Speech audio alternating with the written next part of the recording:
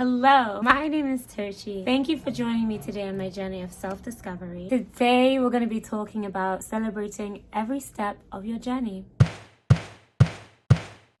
can't actually see without my glasses, so cute intro situation, but sight. I got 700 subscribers. That's so exciting. Thank you so much. We got here, we made it, we did it. I'd like to thank every single subscriber who has subscribed to my channel, everyone who watches my videos, shares my videos, comments on my videos. Whether you agree with me or not, resonate with me or not, align with me or not, I appreciate you. I thank you for being a part of my journey. It's just nice to know that there are 700 people who in one way or another align with my content, and that, thank you. The pieces of advice I'm going to be sharing today will give insight into what the past month has looked like for me. My hope is that you resonate with it, because these little pieces of advice help me celebrate myself throughout this past month that has been quite rough, to say the least. Take that social media break you need. Take it. I feel like whether we recognize it or not, whether we're conscious of it or not, social media can be so exhausting, and that's like emotionally and mentally, it can just be very taxing. It had become such an integral part of my day-to-day that I didn't recognize the emotional and mental toll it was taking on me until I really hit a wall. And so I decided, okay, I need to get off social media. I need to get off Instagram. I need to get off Twitter. I need to get off TikTok. Now, I don't really use TikTok that often, but all those apps I spent a lot of time on during the day, just scrolling, like just looking aimlessly. And I didn't realize how much time I spent on them until I deleted them. I didn't delete my accounts, I just removed them from my phone, and that made such a big difference. And I realized a lot whilst they were gone. I only had them gone for a week, from Sunday to Saturday, and within that week I was able to recognize how I want to move forward with social media in a healthy way. Now with YouTube, I didn't upload a video for over a month because I needed to breathe. Even the pressure I had put on myself to put a video out every week was beginning to take a toll, and I wasn't enjoying the process as much as I wanted to. So I decided I need to take a break and reevaluate what my goals are. I need to reevaluate the path I want to take. I need to reevaluate the relationship I want to have with social media altogether. So that's what I did. I'm really big on morning routines. So on Instagram, I would share a word of the day and a daily affirmation every day. And I realized after a while, I wasn't doing that for myself. I was doing it for other people because people expected it. And that expectation, it wasn't something I was conscious of, but when I stopped using Instagram for that week, one of the reasons it felt great was because I felt like my morning routine was all for me, and I didn't realize that so much of my morning routine involved sharing things with other people online, that it wasn't the all for me routine that I like or wanted, that I really need in the morning. I've gone through like social media breaks in the past, but when I do that, I would delete my accounts. Why? Because I'd be afraid that because I'm not posting, then the algorithm won't work in my favor, and then I'll lose followers, and then when I come back, people won't see my content. For some reason, that was a fear of mine, and this time I was just like, you know what, it. Like, I really don't care. If people want to unfollow me because I've taken a break, let them unfollow me. I'm also not one to announce like, oh, by the way, I'm taking a break. Like, I just take the break.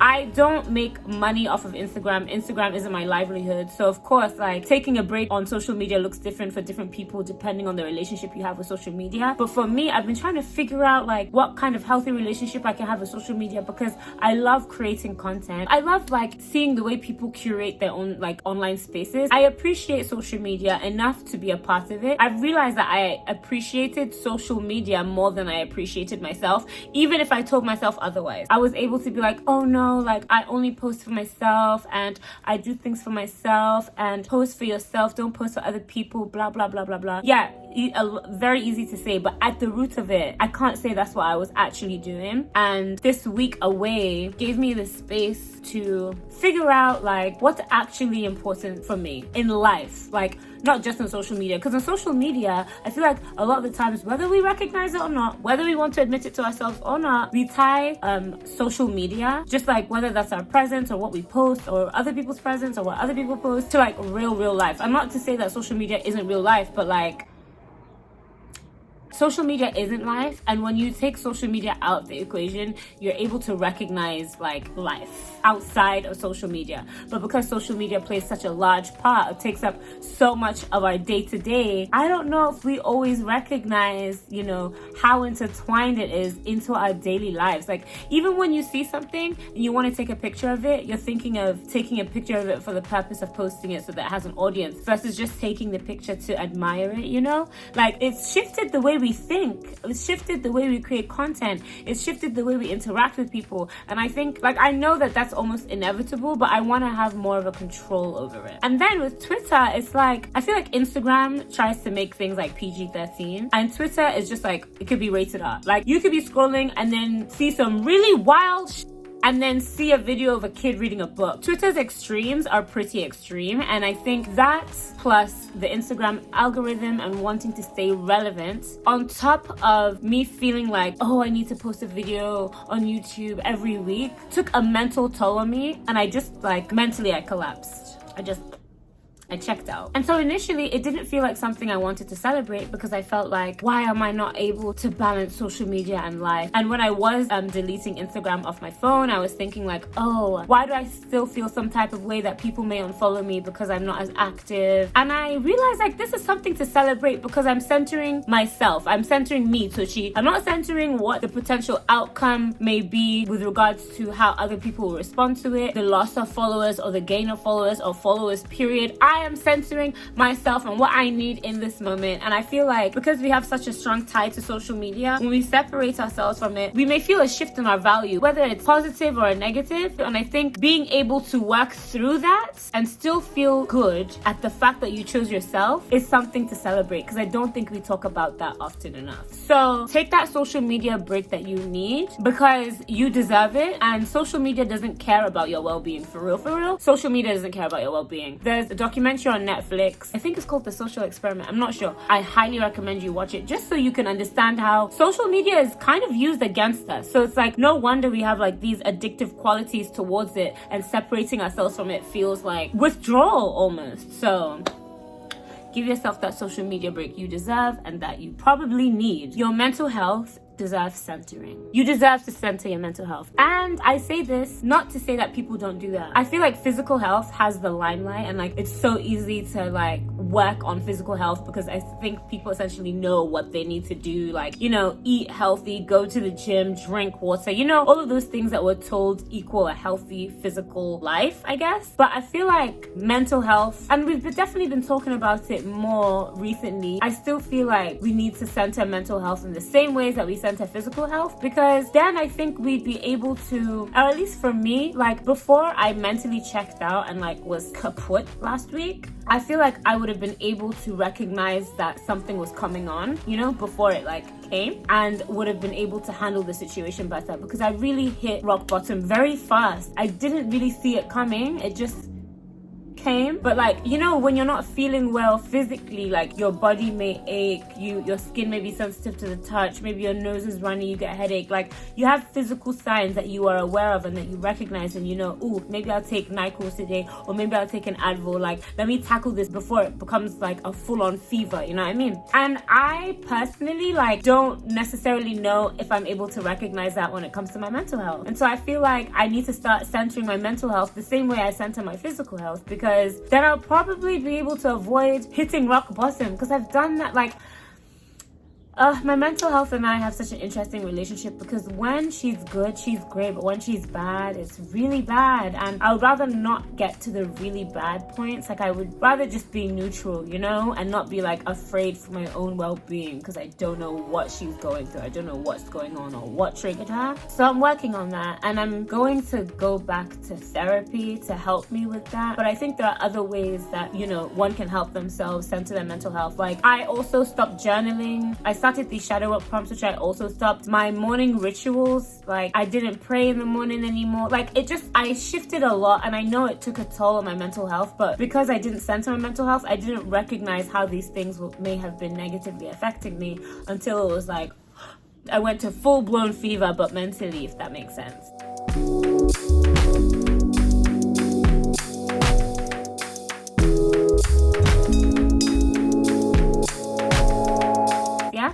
Okay. Embrace life's ebbs and flows. The thing is that I'm a very routine person. I love routine. I like lists. I like organization. Love organization. My rising and my moon are both Virgo. So just understand what lists and organization and routine does for me. It just tickles my fancy, okay? So when things don't go to plan, or as I have planned, I feel like my whole world is crumbling. What do I do? Oh my gosh. I've realized that whilst it's easy for me to say, oh, embrace life's ebbs and flows, it's a lot more work when those ebbs and flows don't necessarily work within the parameters of a plan that you may have had. So when I say embrace life's ebbs and flows, it means like embrace change. Embrace things that may not go to plan. Embrace things that may not go to your plan. Embrace the fact that in life, we truly do not 100% have control over everything, and that is okay. When my mental health is at like a low point, it's like a jolt to my system. I'm not myself, and my routines kind of go out of the window. I'm not the organized routine person that I usually am. And because of that, I'm even harder on myself, because I'm like, not only are you not going to routine, but mentally you're not doing okay, and you're not following your plan, you're not following your list, you're not following your to-do list, you're not following your calendar, and I'm hard on myself. But if I, within those moments, remind myself that this is all part of life's ebbs and flows, then I would be easy on myself, and I would celebrate every time I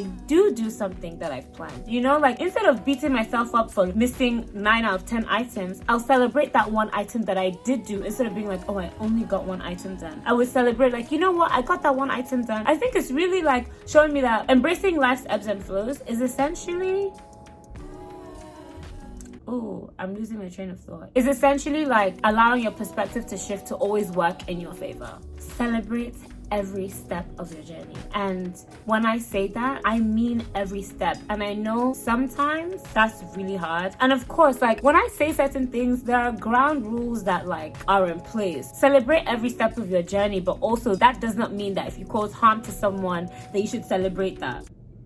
I like to assume, even though I know that people say don't assume, I like to believe that when I make certain statements, there's just a level of like common sense that coats the baking pan of the cake that I'm baking, you know, that I'm trying to give you, you know. Celebrate every step of your journey, because at least for me, I know I am really big on pinpointing one thing that I've done or haven't done and using that as the anchor to bring me down. And when I do that, it's like I fail to recognize all of the other things that I've achieved around me, because I'm so focused on that one thing that I feel like I've failed in. And even then, like the concept of failure, I feel like that's a different video. In celebrating every step of your journey, that also includes celebrating the ways you handle certain situations that may not necessarily be worth celebrating. So, for example, when I'm hitting like rock bottom, I don't want to celebrate the fact that I've hit rock bottom. Like that's not something I feel is worth celebrating. What's worth celebrating are the little moments I have within those rock bottom moments. Oh my gosh, I got up, I got out of bed. Worth celebrating. I ate. Worth celebrating. There are little milestones that you may meet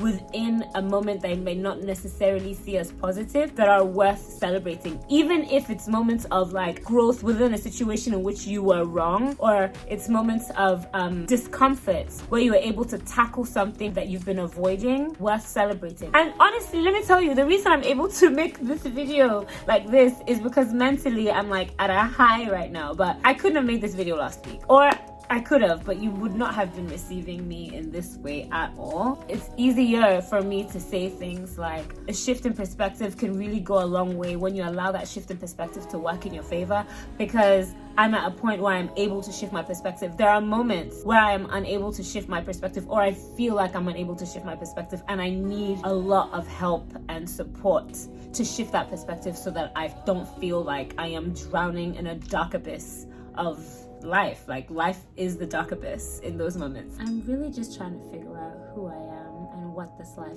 is, and I am using YouTube as a means of documenting that entire process, or documenting as much of that process as I can. Thank you for watching today's video. I hope it aligned with you in one way or another. If you feel pulled to and you feel like it aligns with your algorithmic interest, please do subscribe, share, like. The notification button can be put on for your viewing pleasure so you know every time I put out a video. And I will see you in the next video.